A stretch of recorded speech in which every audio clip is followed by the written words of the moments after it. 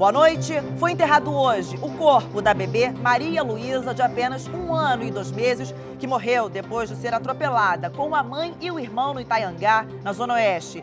Em Três Vendas, Campos dos Goitacazes, no norte do estado, moradores deixaram as casas depois do rompimento de 2 diques.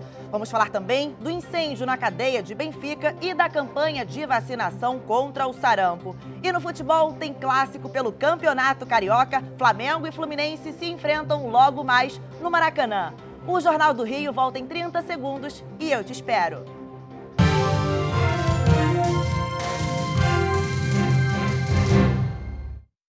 Moradores de Três Vendas, distrito de Campos dos Goitacazes, no norte do estado, precisaram deixar as suas casas depois do rompimento de 2 diques. A prefeitura trabalha para impedir que a água chegue até o local.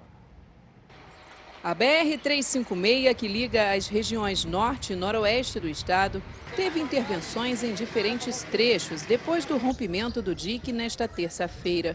Por questão de segurança, a orientação era de que somente veículos leves passassem pela via. Nós estamos aqui na BR-356, os veículos leves ainda estão passando agora pela manhã. Estamos numa área próxima ao município de Cardoso Moreira e aqui do lado a gente vê um caminhão que tombou justamente porque a pista já abriu essa enorme cratera.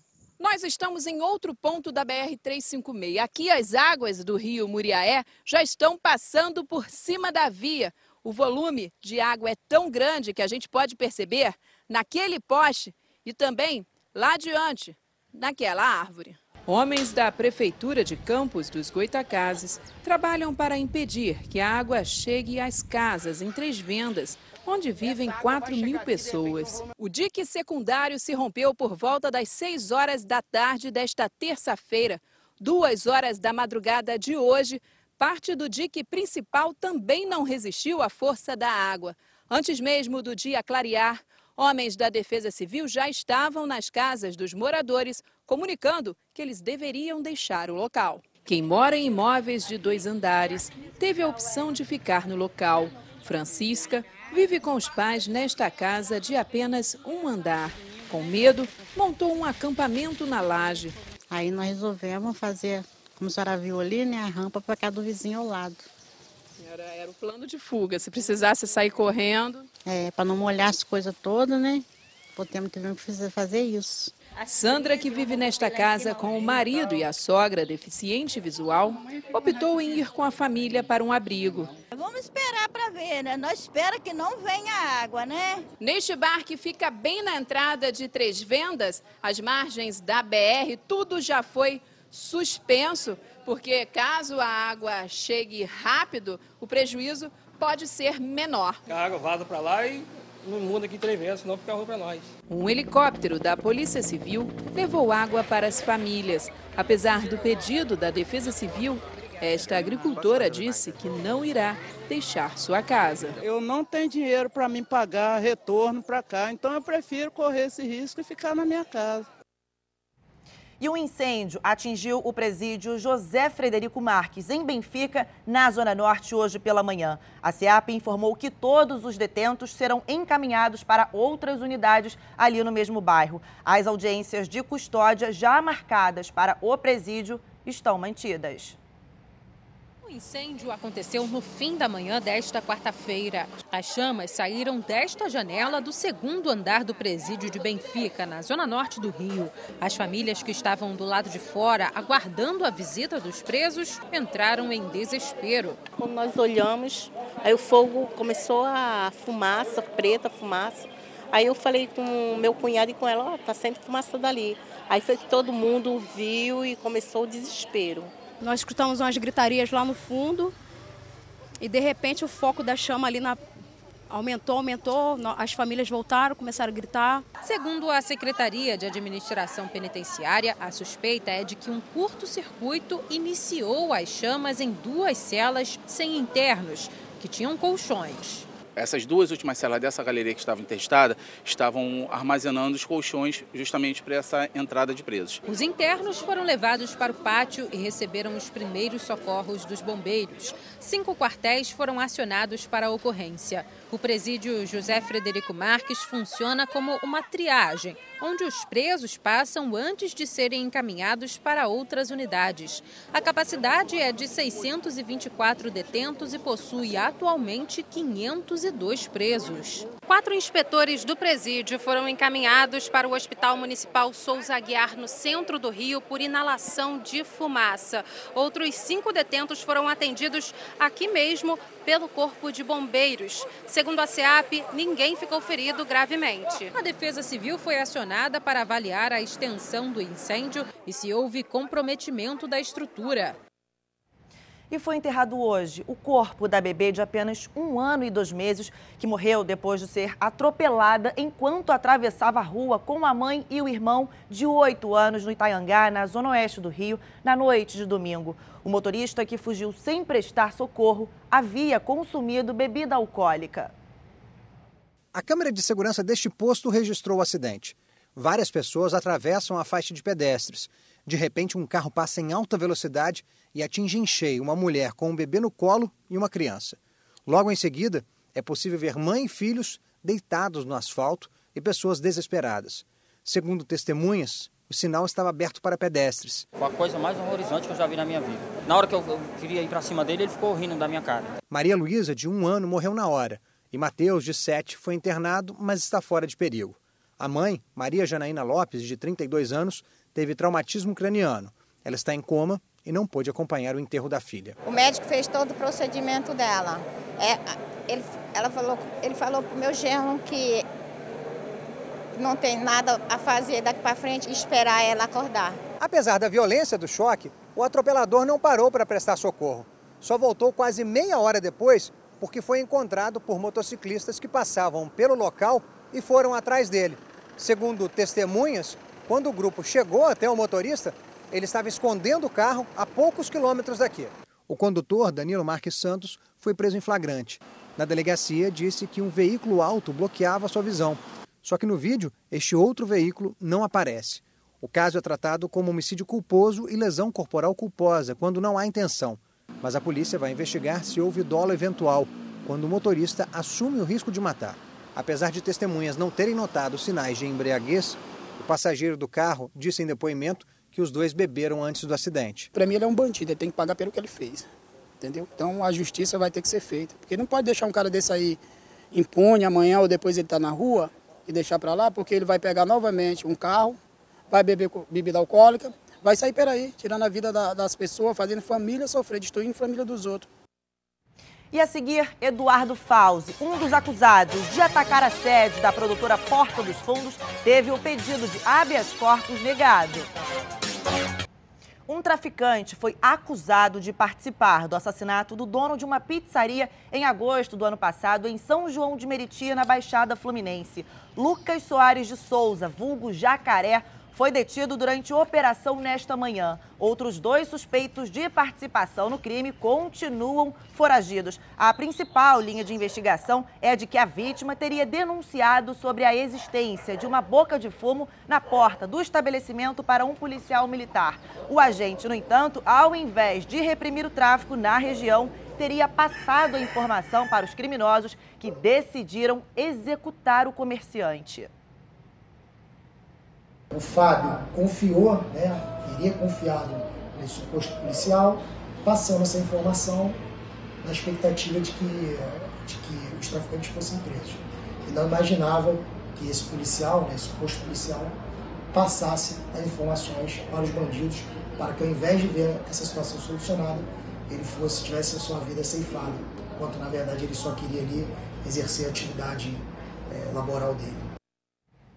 E a violência atrapalhando a educação. Um levantamento apontou que em 2019, quase 2.000 escolas públicas e privadas tiveram as aulas interrompidas por conta de tiroteios. Sabe aquelas imagens de alunos e funcionários se refugiando no corredor da escola para se proteger dos tiros? A filha dessa cabeleireira já passou por isso mais de uma vez. Ela teve que se esconder, as professoras preocupadas, né? Pegaram todos os alunos e foram para o refeitório e se esconderam mesmo de ficar no chão, esperando acabar o tiroteio. Para buscar a filha na escola, já foi preciso passar no meio do tiroteio. Muito tiroteio, caveirão passando para lá e para lá, como diz, tiro, porrada e bomba de verdade. A gente ficou escondido assim, atrás de um muro, dentro de uma casa, esperando melhorar para atravessar a rua. E aí ela falou para mim, mãe, deixa eu ir na frente, porque eu tô com medo de levar um tiro nas costas. E aquilo me deixou, assim, eu vim chorando, minha lágrima descia, sem eu controlar. Relatos que fazem parte da rotina de muitos alunos irresponsáveis. Um levantamento da plataforma Fogo Cruzado, com informações de moradores confirmadas pela Polícia Militar, apontou que 1.941 escolas públicas e privadas tiveram suas atividades prejudicadas pela violência em 2019 na região metropolitana do Rio de Janeiro. Foram mais de 2.000 tiroteios em um raio de até 300 metros das unidades de ensino. Com frequência, alunos acabam atingidos.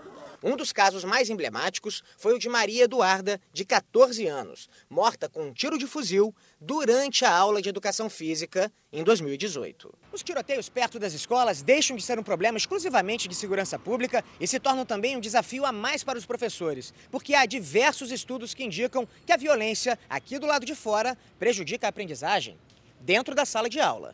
O efeito mais objetivo é a evasão escolar. Um levantamento do IBGE com estudantes do 9º ano em todo o país apontou que 15% deles já faltaram pelo menos uma vez à aula por causa da violência. Ela já é condicionada a se jogar no chão, a colocar a mãozinha na cabeça. Aquilo para ela passa a ser comum, mas lá no intuito, lá dentro, isso causa assim, danos irreparáveis. E o pedido de habeas corpus de Eduardo Fauzi, acusado de participar do ataque à sede da produtora Porta dos Fundos, foi negado nesta quarta-feira. Na decisão, foi determinado que a forma do ataque demonstrou que o acusado coloca em risco a segurança de várias pessoas e, por isso, o pedido não foi atendido. Na ocasião, Eduardo e mais 4 pessoas atiraram bombas na sede da produtora. O grupo estava insatisfeito com a exibição do especial de Natal de 2019, A Primeira Tentação de Cristo. E apesar da atuação de agentes do segurança presente no centro do Rio, as ocorrências de furtos a pedestres, furtos de bicicletas, de celulares e também em coletivos aumentaram ali na região.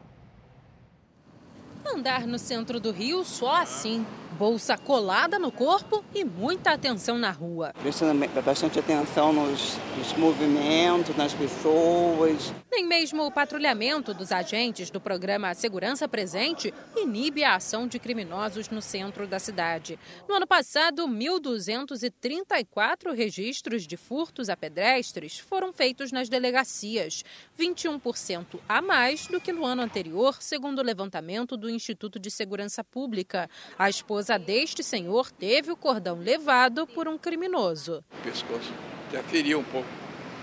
Que sai, olha, sai correndo, puxa o cordão é forte.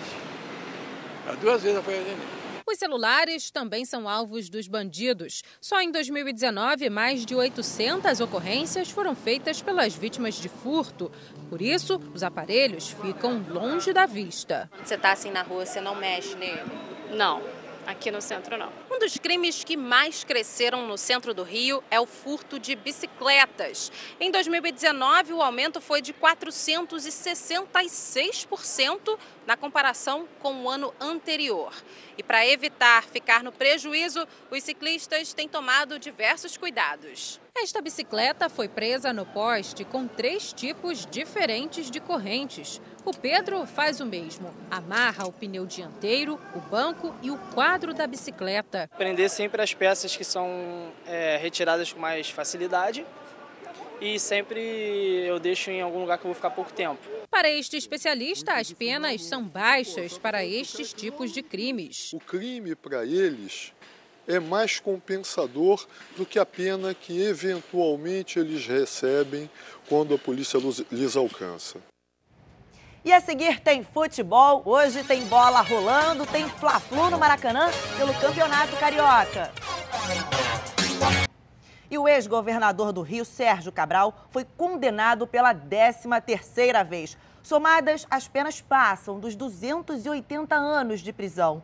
A sentença é referente à Operação Fratura Exposta, que apura desvios de 300 milhões de reais na área da saúde a partir de fraudes em licitações para a compra de material hospitalar e próteses. Além de Cabral, o ex-secretário de Saúde, Sérgio Cortes, o ex-subsecretário César Romero, os empresários Miguel Skin e Gustavo Estelita e o operador Luiz Carlos Bezerra também foram condenados. A Secretaria Municipal de Saúde intensificou a vacinação contra o sarampo. É que nesta etapa de alta temporada do turismo, o foco será nos profissionais que estão em contato com pessoas de outras cidades e países.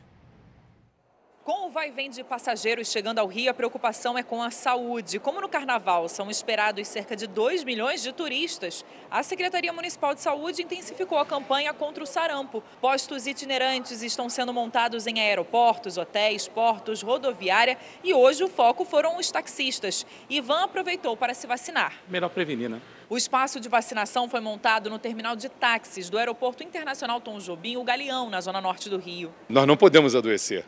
Devemos trabalhar, ter saúde, é fundamental para um trabalhador autônomo.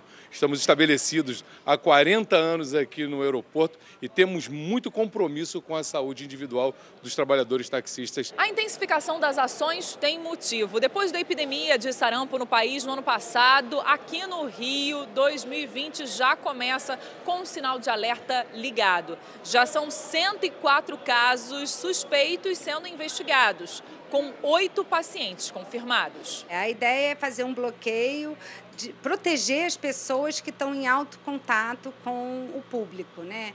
Então, motoristas de táxis, pessoas que trabalham em aeroportos, rodoviárias, rede hoteleira. Na semana que vem, garis da Conlurb, guardas municipais e policiais militares serão o público-alvo da campanha. Tudo isso para evitar a propagação da doença, que tem alto poder de contágio. 90% das pessoas que entram em contato com uma pessoa doente ou na fase de transmissão que não são imunizadas têm a chance de contrair a doença, uma doença potencialmente grave, alta circulação de pessoas, a gente tem que se proteger, tem que se organizar para impedir que isso aumente.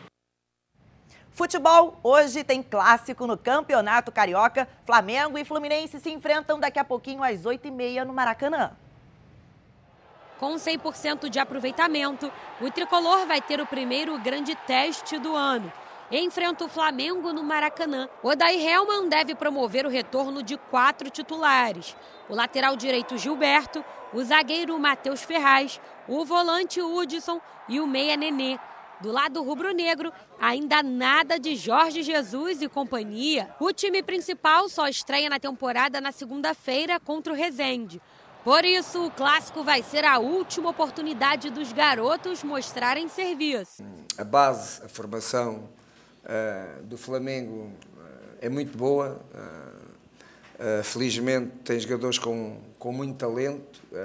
Nós temos que tentar ajudar a desenvolver esse talento. Eu acho que, se tratando de clássico, não está escrito time A, time B, time C, sub-20, é Fla-Flu. Fora de campo, o mercado rubro-negro está agitado. O zagueiro campeão da Libertadores, Pablo Mari, se despediu do clube e foi por empréstimo até junho para o Arsenal. Além da compra de Gabigol por 5 temporadas, o Flamengo anunciou mais um reforço. O zagueiro Léo Pereira, que estava no Atlético Paranaense. O jogador assinou até dezembro de 2024. Agora eu faço parte do Mengão. Me aguarda, estou chegando. O clube também renovou com o lateral René por mais 2 anos e com o atacante Bruno Henrique por mais 3. Para noticiar a continuidade do Camisa 27, o clube divulgou um vídeo bem-humorado nas redes sociais. Nação, é com imenso prazer eu venho aqui anunciar a minha renovação de contrato com o Flamengo até 2023. E a seguir tem o nosso quadro Pensando em Cinema. Voltamos já!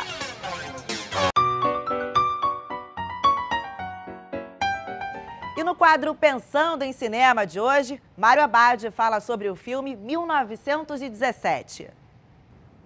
Olá, amigo cinéfilo, tudo bem? Já no circuito 1917, o filme favorito para levar o Oscar. A trama acontece no auge da Primeira Guerra Mundial, onde 2 jovens soldados britânicos recebem uma missão quase impossível. Eles têm menos de 24 horas para atravessar o território inimigo e entregar uma mensagem que pode evitar um ataque mortal a centenas de soldados. O filme, dirigido por Sam Mendes, é uma aula de técnica. Ele usa o plano sequência, que é filmar uma sequência sem cortes para colocar o público dentro da guerra e, ao mesmo tempo, sentir e viver o que os dois soldados estão vivendo durante a missão. Em termos de linguagem, é o melhor filme dentre os que estão concorrendo pelo Oscar. Se vai levar ou não, só saberemos em fevereiro.